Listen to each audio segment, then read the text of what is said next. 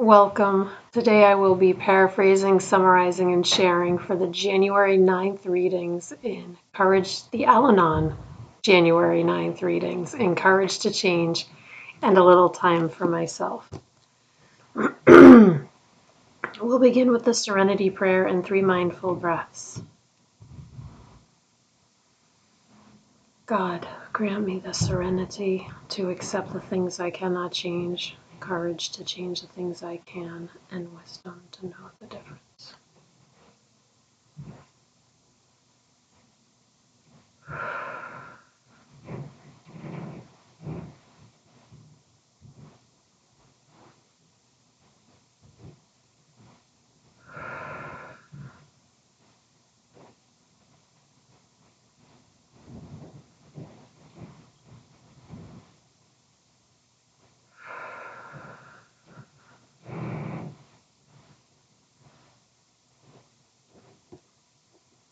Start with a little time for myself. I will take a moment to look over today's reading.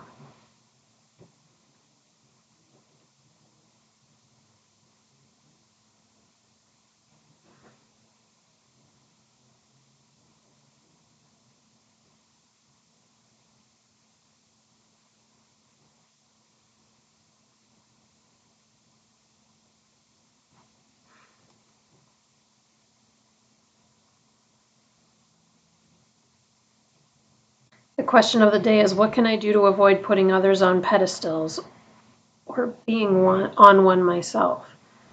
The passage begins with Al-Anon being called a fellowship of equals, and it clarifies that doesn't mean we're all the same, that people who go to Al-Anon are a very diverse group, and sometimes it seems like the only thing that everyone has in common is that we've been affected by someone else's alcoholism or substance abuse. I'm adding that part, the substance abuse part. It goes on to say that no voice is more or less important, whether we've been in Al-Anon for one day or 1 year or 1 decade.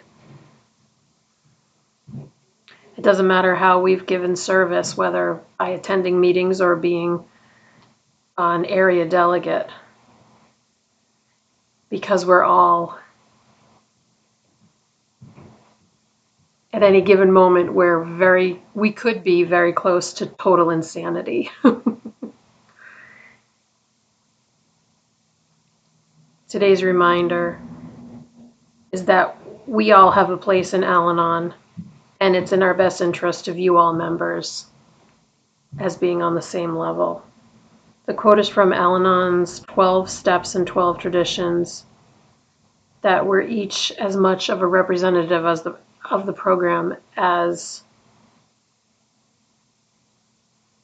each other. We're all equally representative of Al-Anon. So what can I do to avoid putting others on pedestals or being on one myself?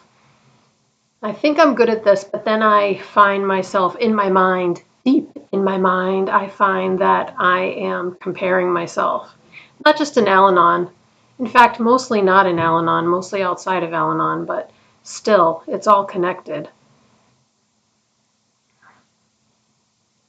I think I just notice it more outside of Al-Anon because I spend more time outside of Al-Anon than in my meeting, obviously. So, how can I avoid doing that? I think just by being aware of it and by reminding myself that it's nonsense to think that anybody is better than me. That's usually my mind. Or worse than me. Or that I'm worse than anybody else, which is the same thing that I just said, but only a different way of wording it.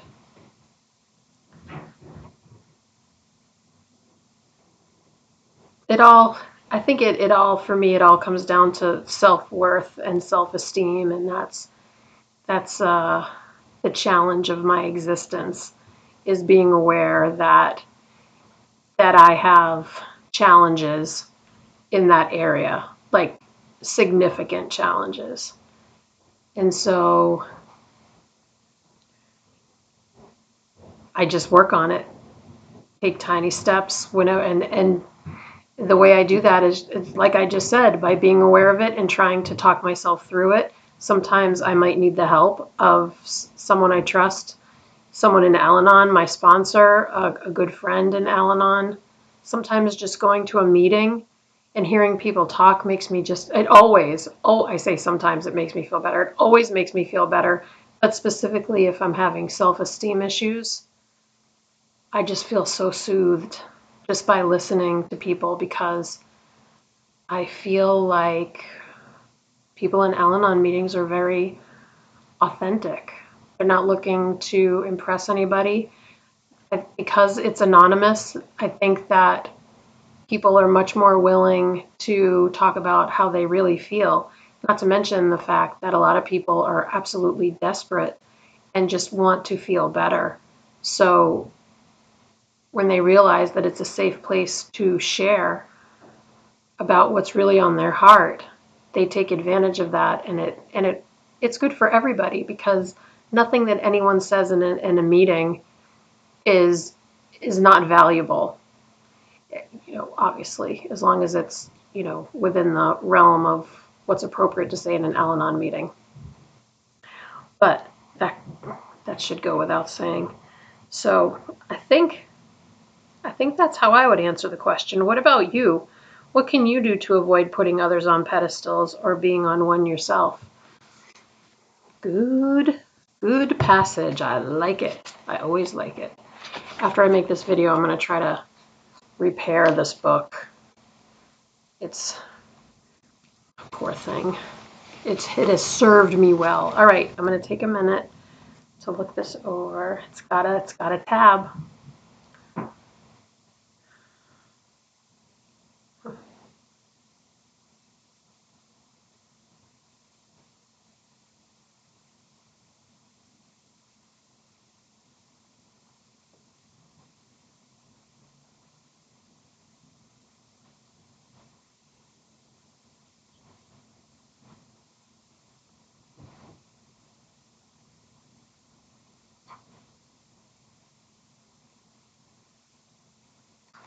This reading is in line with the one that we just read. It's about self-approval. It's about not looking to others for their approval, being able to feel good about ourselves without compliments or pats on the back, that we shouldn't take it personally when we aren't given those things, when we aren't given praise, and that self-pity and resentment are not healthy ways to approach it. It says once we value our own judgment, then the approval of others is no longer required for our own serenity. Today's reminder is reminding us to appreciate ourselves, providing ourselves approval, and recognizing that we're doing the best we can, and that that's good enough. And the quote is from Carl Jung, but I don't think it's pronounced Jung, Jung. In any case, it's reminding us to look into our own heart so that things will become more clear. That's beautiful. I love pages like this because it goes right to my biggest challenges. And it's just a good reminder that I'm not the only one who feels this way, because they wouldn't have included it in a book if it didn't resonate, if they didn't expect it to resonate with many, many people. And so it just makes me feel connected, part of the whole, which we all are, whether we recognize it or not. So it's just, I guess, a good feeling. And that reminds me of a feeling that I often get in Al-Anon, that that nothing I say is going to surprise anybody. People in Al-Anon have been there, done that. I've never found anything that shocks them. They're just a bunch of really cool people just doing their best one day at a time. I'm so grateful to be part of that group. We'll close out with the Serenity Prayer and 3 mindful breaths. Here we go.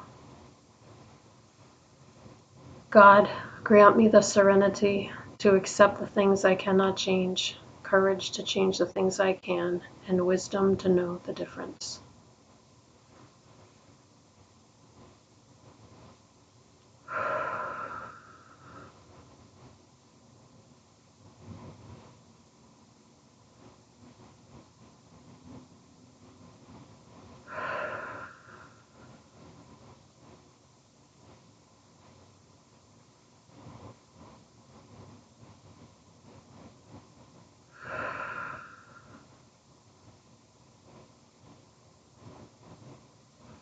Thank you so much for joining me today. I look forward to seeing you again tomorrow. Sending you love. Take care.